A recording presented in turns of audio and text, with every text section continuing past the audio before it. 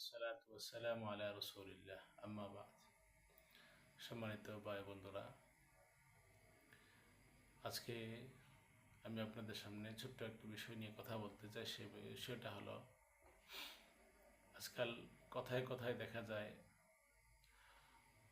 অনেক মানুষ বিভিন্ন কথা বলে এবং সেই কথাটার মজবুতির জন্য, সেই কথাটা মানুষকে বিশ্বাস দেওয়ানোর জন্য সহজভাবে বলে ফেলে যে এটা হাদিসে আছে, এটা কোরআনে আছে।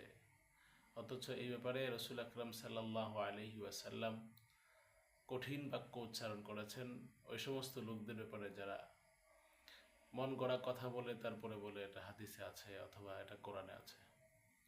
যেমন হজরতে আবদুল্লাহ ইবনে আব্বাস রাদিয়াল্লাহু তাআলা আনহু থেকে বর্ণিত, তিনি বলেন,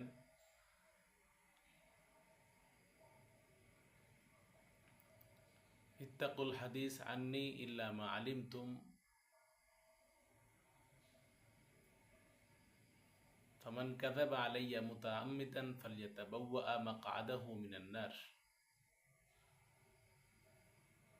আমার কাছ থেকে অথবা আমার হাদিস সম্পর্কে অথবা আমার সম্পর্কে যা জানো তা ব্যতীত এমন কোনো কথা বলো না যেটা হাদিসে নাই অথবা আমি বলি নাই, কিন্তু নিজের অজ্ঞতা বশতই কথা বলে দিয়েছ যে এটা হাদিসে আছে অথবা এটা রাসূল সাল্লাল্লাহু আলাইহি ওয়াসাল্লাম বলেছে। যে ব্যক্তি এমন করল, যে ব্যক্তি তার অজ্ঞতা বশতেও কোনো কথা বলল যেটা হাদিসে আছে অথচ এর কোনো ভিত্তি নাই, ফালিয়াতাবাওয়া মাকআদাহু মিনান নার। রাসূল আকরাম সাল্লাল্লাহু আলাইহি ওয়াসাল্লাম বলেন, সে যেন তার ঠিকানা, তার বাসস্থান জাহান্নাম বানায় নিল।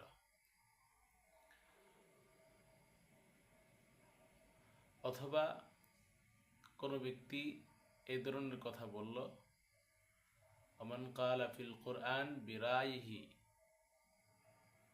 নিজের মর্জি মোতাবেক কোরআন প্রসঙ্গে এমন কোনো কথা বলে ফেলল যাহার অবস্থান বা মূলত যাহা কোরআনে বর্ণিত নয়, কিন্তু কথা বলে মানুষকে বিশ্বাস দেওয়ানোর জন্য এ কথা বলে ফেলল যে এটা কোরআনে আছে।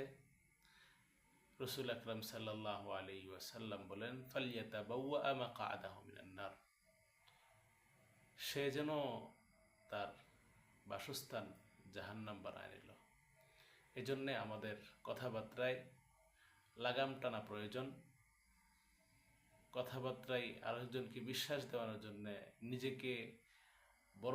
নিজের বড়ত্ব প্রকাশ করার জন্যে, নিজেকে বড় বানানোর জন্যে এমন কোনো কথা যেন জবান দিয়ে বের না হয়ে যায় যে কথার কারণে আমার আপনার ঠিকানা জাহান্নাম হয়ে যায়। আল্লাহ তাআলা আমাদেরকে আমল করার তৌফিক দান করুন।